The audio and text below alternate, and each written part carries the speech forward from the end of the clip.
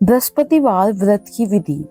इस दिन बृहस्पतिश्वर महाराज की पूजा होती है। दिन में एक ही समय भोजन करें, पीले वस्त्र धारण करें, पीले पुष्पों को धारण करें। भोजन भी चने की दाल का होना चाहिए, नमक नहीं खाना चाहिए। पीले रंग का फूल, चने की दाल, पीले कपड़े तथा पीले चंदन से पूजा करनी चाहिए। पूजन के पश्चात कथा सुननी चाहिए। इस व्रत के करने से बृहस्पति जी अति प्रसन्न होते हैं तथा धन और विद्या का लाभ होता है। स्त्रियों के लिए यह व्रत अति आवश्यक है। इस व्रत में केले का पूजन होता है। बृहस्पतिवार व्रत कथा, यहाँ से कथा प्रारंभ होती है। प्राचीन समय की बात है। भारत में एक राजा राज्य करता था। वह बड़ा प्रतापी तथा दानी था। वह नित्य प्रति मंदिर में भगवत दर्शन करने जाता था। वह ब्राह्मण और गुरु की सेवा किया करता था। उसके द्वार से कोई भी याचक निराश होकर नहीं लौटता था। वह प्रत्येक गुरुवार को व्रत रखता, पूजन करता था, हर दिन गरीबों की सहायता करता था। परंतु यह सब बातें उसकी रानी को अच्छी नहीं लगती थी। वह ना तो व्रत करती और ना किसी को एक पैसा दान देती थी। वह राजा से भी ऐसा करने को मना किया करती थी। एक समय की बात है कि राजा शिकार खेलने वन को चले गए। घर पर रानी और दासी थी। उस समय गुरु बृहस्पति साधु का रूप धारण कर राजा के दरवाजे पर भिक्षा मांगने आए। साधु ने रानी से भिक्षा मांगी तो वह कहने लगी, हे साधु महाराज, मैं इस धन और पुण्य से तंग आ गई हूँ। इस कार्य के लिए तो मेरे पतिदेव ही बहुत हैं। आप अब ऐसी कृपा करें कि सारा धन नष्ट हो जाए तथा मैं आराम से रह सकूं। साधु रूपी बृहस्पति देव ने कहा, हे देवी, तुम बड़ी विचित्र हो। संतान और धन से तो कोई दुखी नहीं होता, इसको सभी चाहते हैं। पापी भी पुत्र और धन की इच्छा करता है। अगर तुम्हारे पास धन अधिक है तो भूखे मनुष्य को भोजन कराओ, प्याऊ लगवाओ, ब्राह्मणों को दान दो, धर्मशालाएं बनवाओ, कुआं, तालाब, बावड़ी, बाग बगीचे आदि का निर्माण कराओ तथा निर्धनों की कुंवारी कन्याओं का विवाह कराओ, साथ ही यज्ञ आदि कराओ। इस प्रकार के कर्मों से आपके कुल का और आपका नाम परलोक में सार्थक होगा एवं तुम्हें भी स्वर्ग की प्राप्ति होगी। परंतु रानी साधु की इन बातों से खुश नहीं हुई। उसने कहा, हे साधु महाराज, मुझे ऐसे धन की आवश्यकता नहीं जिसको मैं अन्य लोगों को दान देती फिरूं तथा जिसको रखने और संभालने में ही मेरा सारा समय नष्ट हो जाए। साधु ने कहा, हे देवी, यदि तुम्हारी ऐसी ही इच्छा है तो जैसा मैं तुम्हें बताता हूँ वैसा ही करना। बृहस्पति के दिन घर आंगन को गोबर से लीपना, अपने केशों को पीली मिट्टी से धोना, केशों को धोते समय स्नान करना, राजा से कहना वह हजामत करवाए, भोजन में मांस मदिरा खाना, कपड़े धोबी के यहाँ धुलने देना। इस प्रकार 7 बृहस्पतिवार करने से तुम्हारा सारा धन नष्ट हो जाएगा। यह कहकर साधु महाराज रूपी बृहस्पति देव अंतर्ध्यान हो गए। रानी ने साधु के कहने के अनुसार 7 बृहस्पतिवार तक वैसा ही करने का विचार किया। साधु के बताए अनुसार कार्य करते हुए केवल 3 बृहस्पतिवार ही बीते थे कि उसने समस्त धन संपत्ति नष्ट हो गई। भोजन के लिए दोनों समय परिवार तरसने लगा तथा संसारिक भोगों से दुखी रहने लगा। तब राजा रानी से कहने लगा, हे रानी, तुम यहाँ पर रहो, मैं दूसरे देश को जाता हूँ, क्योंकि यहाँ पर मुझे सभी मनुष्य जानते हैं, इसलिए मैं यहाँ पर कोई काम नहीं कर सकता। मैं अब परदेश जा रहा हूँ, वहां कोई काम धंधा करूंगा, शायद हमारे भाग्य बदल जाएं। ऐसा कहकर राजा प्रदेश चला गया। वह वहां से जंगल लकड़ी से काट कर लाता और शहर में बेचता। इस तरह जीवन व्यतीत करने लगा। इधर राजा के बिना रानी और दासियां दुखी रहने लगी। किसी दिन भोजन मिलता और किसी दिन जल पीकर ही रह जाती। एक समय रानी और दासियों का 7 दिन बिना भोजन के व्यतीत करने पड़े तो रानी ने अपनी दासी से कहा, हे दासी, यहाँ पास ही के नगर में मेरी बहन रहती है, वह बड़ी धनवान है, तू उसके पास जा और वहां से 5 से बेजर मांग कर ले आ, जिससे कुछ समय के लिए गुजारा हो जाएगा। दासी रानी की बहन के पास गई। रानी की बहन उस समय पूजा कर रही थी। बृहस्पतिवार का दिन था। दासी ने रानी की बहन से कहा, हे रानी, मुझे आपकी बहन ने भेजा है, मुझे 5 से बेजर दे दो। दासी ने यह बात अनेक बार कही, परंतु रानी की बहन ने कोई उत्तर ही नहीं दिया, क्योंकि वह उस समय बृहस्पतिवार की कथा सुन रही थी। जब दासी को रानी की बहन से कोई उत्तर नहीं मिला तो वह बहुत दुखी हुई, उसे क्रोध भी आया। वह लौटकर रानी से बोली, हे रानी, आपकी बहन बहुत ही घमंडी है, वह छोटे लोगों से बात भी नहीं करती है। मैंने उससे कहा तो उसने कोई उत्तर ही नहीं दिया, मैं वापस चली गई। रानी बोली, हे दासी, इसमें कोई दोष नहीं है। जब बुरे दिन आते हैं तब कोई सहारा नहीं देता। अच्छे बुरे का पता विपत्ति में ही लगता है। जो ईश्वर की इच्छा होगी वही होगा। यह सब हमारे भाग्य का दोष है। उधर रानी की बहन ने सोचा कि मेरी बहन दासी आई थी, परंतु उससे नहीं बोली, इससे वह बहुत दुखी हुई होगी। अतः कथा सुन और विष्णु भगवान का पूजा समाप्त कर वह अपनी बहन के घर गई और कहने लगी, हे बहन, मैं बृहस्पतिवार का व्रत कर रही थी। तुम्हारी दासी हमारे घर आई थी, परंतु जब तक कथा होती तब तक हम लोग नहीं उठते हैं और ना ही बोलते हैं, इसलिए मैं नहीं बोली। कहो दासी, क्यों गई थी? रानी बोली, बहन, हमारे घर अनाज नहीं था। वैसे तुमसे कोई बात छिपी नहीं है, इस कारण मैंने दासी को तुम्हारे पास 5 सेर बेजल लेने के लिए भेजा था। रानी की बहन बोली, बहन देखो, बृहस्पति भगवान सबकी मनोकामनाएं पूर्ण करते हैं। देखो, शायद तुम्हारे घर में ही अनाज रखा हो। यह सुनकर दासी के घर अंदर गई, वहां उसे एक घड़ा बेजल का भरा हुआ मिला। उसे बड़ी हैरानी हुई, क्योंकि उसने एक एक बर्तन देख लिया था। उसने वहां आकर रानी को बताया। दासी अपनी रानी से कहने लगी, हे रानी, देखो, वैसे हमको अब अन्न नहीं मिलता, हम रोज ही व्रत करते हैं। अगर इनसे इस व्रत की विधि और कथा पूछ ली जाए तो उसे हम भी कर लिया करेंगे। दासी के कहने पर रानी ने अपनी बहन से बृहस्पतिवार व्रत के बारे में पूछा। उसकी बहन ने बताया, हे रानी बहन, बृहस्पतिवार को सूर्योदय से पूर्व उठकर स्नान करके बृहस्पतिवार का व्रत करना, लेकिन उस दिन सिर नहीं धोना चाहिए। बृहस्पतिवार के व्रत में चने की दाल, मुनक्कों के, विष्णु भगवान का केले के वृक्ष की जड़ से पूजन करें तथा दीपक जलावें। उस दिन एक ही समय भोजन करें। भोजन पीले खाद्य पदार्थ का करें तथा कथा सुने। इस प्रकार करने से गुरु भगवान प्रसन्न होते हैं, अन्य पुत्र धन देते हैं। इस तरह व्रत और पूजन की विधि बताकर रानी की बहन अपने घर लौट गई। रानी और दासी दोनों ने निश्चय किया कि वे बृहस्पति देव भगवान का पूजन जरूर करेंगी। 7 दिन बाद जब बृहस्पतिवार आया तो उन्होंने व्रत रखा। गुड़ साल में जाकर चना और गुड़ बेल लाई तथा उसकी दाल केले की जड़ से विष्णु भगवान का पूजन किया। अब भोजन कहाँ से लाएं? दोनों बड़ी दुखी हुई, परंतु उन्होंने व्रत किया था, इस कारण बृहस्पति देव भगवान प्रसन्न थे। वे एक साधारण व्यक्ति के रूप में 2 थालों में सुंदर पीला भोजन लेकर आए और दासी को देकर बोले, हे दासी, यह भोजन तुम्हारे और रानी के लिए है, तुम दोनों करना। दासी भोजन पाकर बड़ी प्रसन्न हुई और रानी से बोली, रानी जी, भोजन कर लो। रानी को भोजन आने के बारे में कुछ पता ही नहीं था, इसलिए वह दासी से बोली, जब तू ही भोजन कर ले, क्योंकि तू हमारी व्यर्थ में हंसी उड़ाती है। दासी बोली, एक व्यक्ति अभी भोजन दे गया है। रानी कहने लगी, वह भोजन तेरे लिए ही दे गया है, तू ही भोजन कर। दासी ने कहा, वह व्यक्ति हम दोनों के लिए 2 थाली में भोजन दे गया है, इसलिए मैं और आप दोनों साथ साथ भोजन करेंगी। फिर दोनों ने गुरु भगवान को नमस्कार कर भोजन प्रारंभ किया।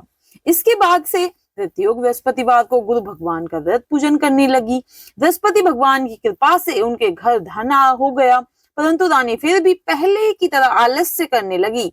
तब दासी बोली, देखो रानी, तुम पहले भी इस प्रकार आलस्य करती थी, तुम्हें धन के रखने में कष्ट होता था, इस कारण सभी धन नष्ट हो गया। अब गुरु भगवान की कृपा से धन मिला है तो फिर तुम्हें आलस होता है। बड़ी मुसीबतों के बाद हमने यह धन पाया है, इसलिए हम दान पुण्य करना चाहिए। हमें भूखे मनुष्य को भोजन कराओ, प्याऊ लगवाओ, ब्राह्मणों को दान दो, कुआं, तालाब, बावड़ी आदि का निर्माण करवाओ, मंदिर पाठशाला बनवाकर दान दो, कुंवारी कन्याओं का विवाह करवाओ, धन को शुभ कार्यों में खर्च करो, जिससे तुम्हारे कुल का यश बढ़े तथा स्वर्ग प्राप्त हो और पितृ प्रसन्न हो। दासी की बात मानकर रानी इस प्रकार को कर्म को करने प्रारंभ किए, जिससे उसका काफी यश फैलने लगा। एक दिन रानी और दासी आपस में विचार करने लगी, हे कि न जाने राजा किस दशा में होंगे, उनकी कोई खोज खबर नहीं है। गुरु भगवान से उन्होंने प्रार्थना की और भगवान ने रात्रि में राजा को स्वप्न में कहा, हे राजा, उठ, तेरी रानी तुझको याद करती है, अब अपने देश को लौट जाओ। राजा प्रातःकाल उठकर जंगल से लकड़ियां काटकर लाने के लिए जंगल की ओर चल पड़ा। जंगल से गुजरते हुए वह सोचने लगा, रानी की गलती से कितने दुख भोगने पड़े। राजपाट छोड़कर उसे जंगल में आकर रहना पड़ा। जंगल से लकड़ियां काटकर उन्हें बेचकर गुजारा करना पड़ा।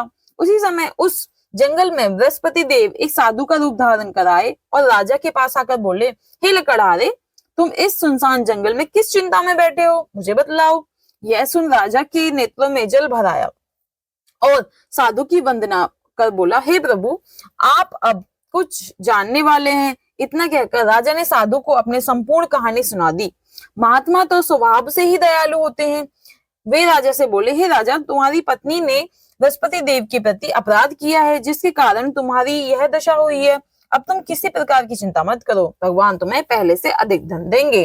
देखो, तुम्हारी पत्नी बृहस्पतिवार का व्रत करना प्रारंभ कर दिया है। अब तुम बृहस्पतिवार का व्रत करके चने की दाल व गुड़ और जल को लोटे में डालकर केले के पत्ते से भगवान विष्णु का पूजन करो। फिर कथा कहो या सुनो, भगवान तुम्हारी सब मनोकामनाएं पूर्ण करेंगे। साधु को प्रसन्न देखकर राजा बोला, हे प्रभु, मुझे लकड़ी बेचकर इतना पैसा नहीं बचता जिससे भोजन करने के उपरांत कुछ बचा सकूं। मैंने रात्रि में अपनी रानी को व्याकुल देखा है। मेरे पास कोई साधन नहीं है जिससे समाचार सुना सकूं या जान सकूं। फिर भी बृहस्पतिवार की कौन सी कहानी कहूं या सुनूं, मुझको तो कुछ भी मालूम नहीं है। साधु ने कहा, हे राजा, तुम किसी बात की चिंता मत करो। बृहस्पतिवार के दिन तुम रोजाना की तरह लकड़ियां शहर लेकर जाओ।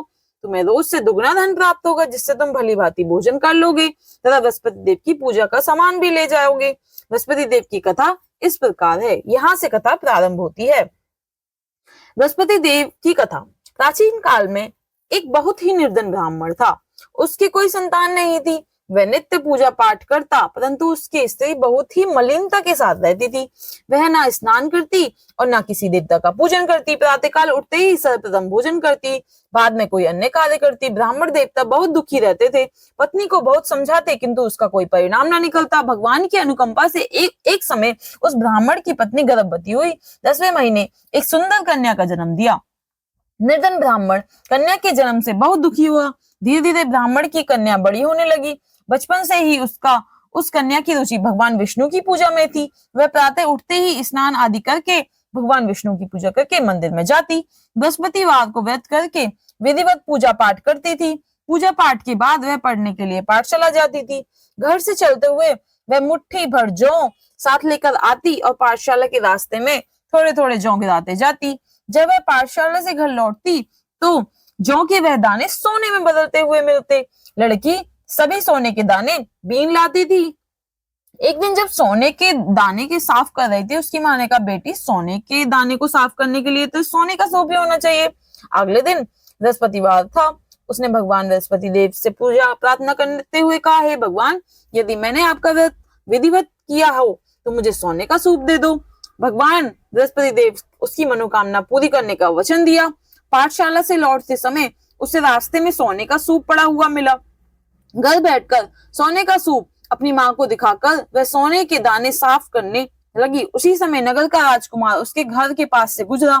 उस सुंदर लड़की को सोने के रूप में जौ साफ करते हुए देख राजकुमार उस पर मोहित हो गया।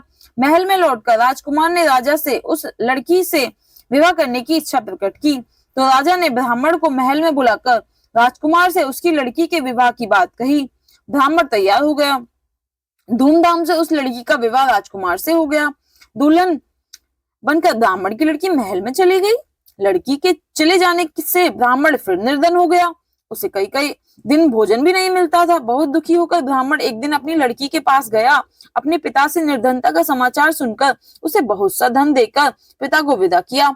उस धन से ब्राह्मण के कुछ दिन तो आराम से गुजर गए, लेकिन जल्दी ही फिर से भूखे मरने की हालत हो गई। ब्राह्मण अपनी लड़की से धन लेने के लिए फिर महल पहुंचा। लड़की ने पिता की पूरी हालत देखकर कहा, पिताजी, आखिर आप कब तक मुझसे धन लेकर जीवन यापन करेंगे? आप को ऐसा उपाय क्यों नहीं करते जिससे आपका धन संपत्ति से भर जाए? ब्राह्मण ने कहा, मैंने तेरी माँ को बहुत समझा दिया, पर उसकी समझ में कुछ नहीं आता। उसका फूहड़पन नष्ट हो तो घर की निर्धनता भी दूर हो जाए। तब कुछ सुनकर लड़की ने पिताजी से कहा, पिताजी, आप कुछ दिनों के लिए माँ को मेरे पास छोड़ जाओ। तब कुछ सोचकर ब्राह्मण पत्नी को लड़की के पास महल में छोड़ आया।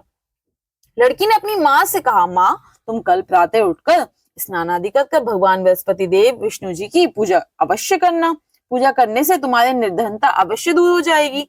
लेकिन उसकी माँ ने उसकी कोई बात नहीं सुनी। तब क्रोधित होकर लड़की ने अपनी माँ को एक कक्ष में बंद कर दिया। सूर्योदय के समय माँ को उठकर जबरदस्ती उसे स्नान कराया और फिर मंदिर में ले जाकर भगवान बृहस्पति देव की पूजा कराई। कुछ दिनों तक तो ऐसे करने से माँ की बुद्धि परिवर्तन हुआ और वह स्वयं बृहस्पतिवार का व्रत रखने लगी। उसके व्रत रखने से ब्राह्मण के घर में भगवान विष्णु की अनुकंपा से धन की वर्षा होने लगी। दोनों पति पत्नी धन संपत्ति पाकर आनंद पूर्वक जीवन यापन करते हुए विष्णु धाम को चले गए।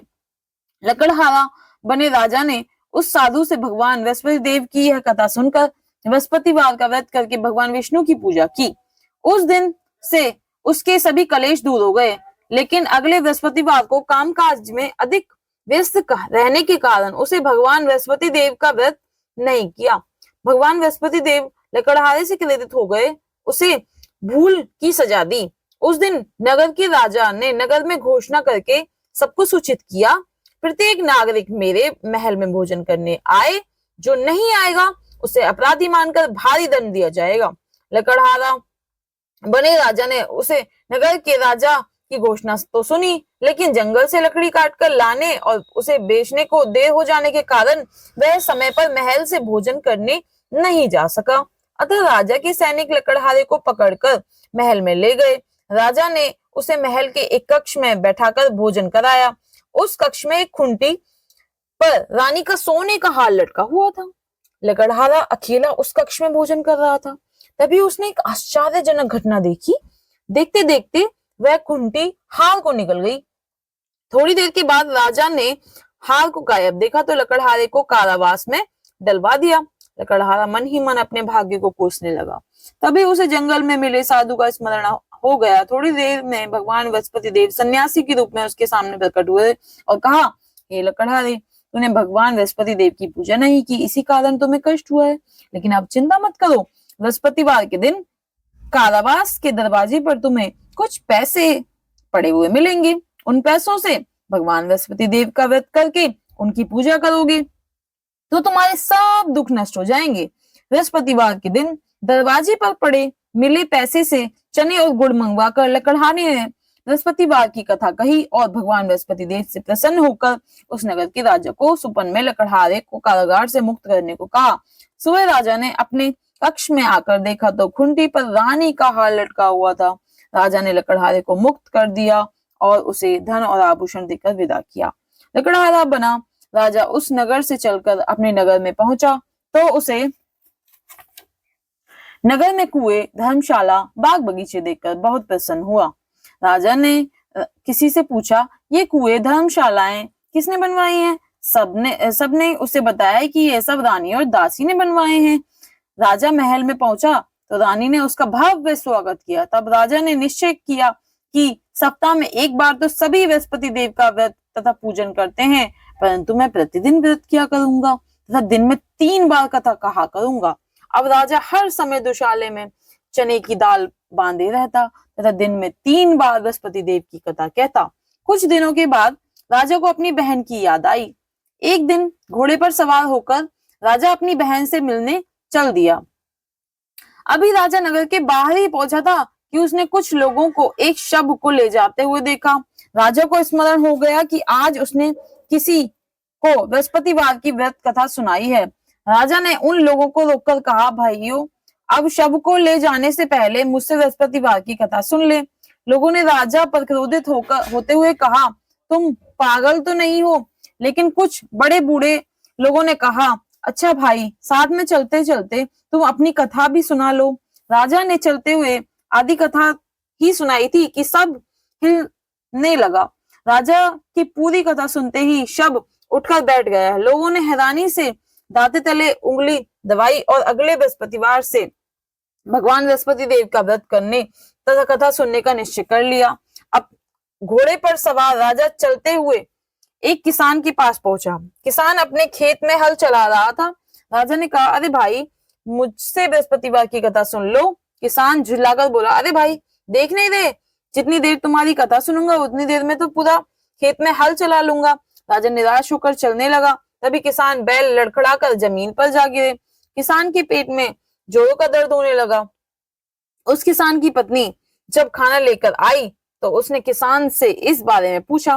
किसान ने घुड़सवार की पूरी कहानी सुनाई। किसान की पत्नी दौड़ती हुई राजा के पास पहुंचकर हाथ जोड़कर बोली, भैया मैं तुम्हारी कथा सुनने को तैयार हूँ।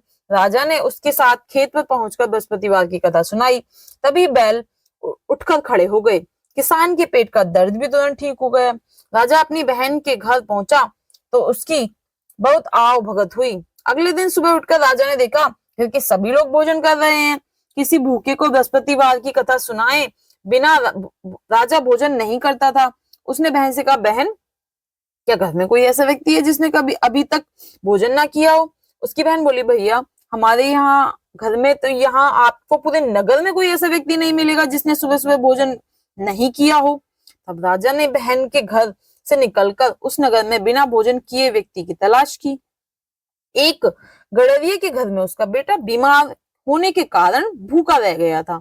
राजा ने उसको जाकर बृहस्पतिवार की कथा सुनाई तथा कथा सुनते सुनते गडरिये का बीमार बेटा बिल्कुल ठीक हो गया। सबने राजा की बहुत प्रशंसा की। एक दिन राजा अपनी बहन से कहा, बहन अब हम अपने घर जाना चाहते हैं, तुम भी हमारे साथ चलो, कुछ दिन वहां रहकर लौट आना। राजा की बहन ने अपनी सास से पूछा तो सास ने ताने देते हुए कहा, बहू मायके जाना हो तो अकेले ही जाना, मेरे पोते को नहीं ले जाना। तुम्हारे पास भाई के पास कोई संतान नहीं है, कहीं तुम्हारी भाभी मेरे पोते पर कोई जादू टोना ना कर दे।